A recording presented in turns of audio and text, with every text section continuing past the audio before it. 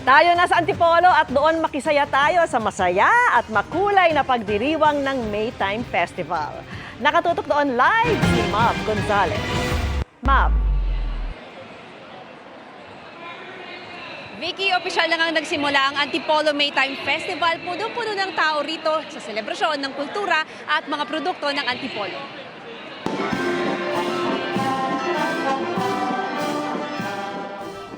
Mula Sumulong Park hanggang Inares Center, napuno ang kalsada ng makukulay na costume at maingay na musika ng street dance competition.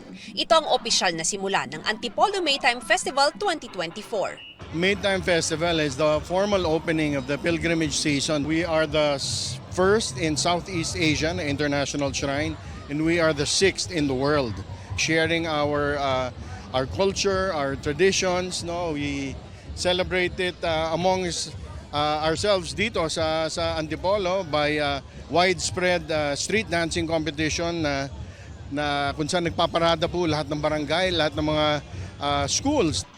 Nagsimula ito sa Sumaka Festival o selebrasyon ng mga sikat na produkto ng Antipolo na suman, mangga at kasoy. Pero ngayon, kasama na rin sa selebrasyon ang kultura at talento ng mga taga-Antipolo. Umpisa na sa galing sa sayaw at ganda ng costume ng mga kalahok ngayong araw. Sarado ang ilang kalsada para sa street dance at parada. Ang mga taga rito nag-abang kahit napakainit ng panahon para mapanood ang taunang selebrasyon. Pagkatapos ng street dancing, may final salvo pa ang 10 paaralang naglaban-laban. Talagang karir dahil tumataginting na 100,000 piso ang premyo. Iprinesenta rin ang 10 festival queens. Umpisa pa lang ito ng buong buwan ng selebrasyon sa Antipolo.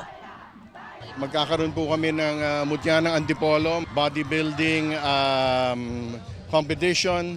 Meron kaming Ginuman Festival, hair and makeup competition. We also have yung fun rides ng mga cyclists. Ang dami po. This is a jam-packed month for us. Vicky, pwede pa humabol dito sa Inares Center dahil mahaba pa ang programa. Ongoing ngayon yung presentation ng costume ng Queen of Antipolo candidates at mamaya ang final showdown ng mga street dancers natin. Vicky? Maraming salamat sa iyo, Mav Gonzalez.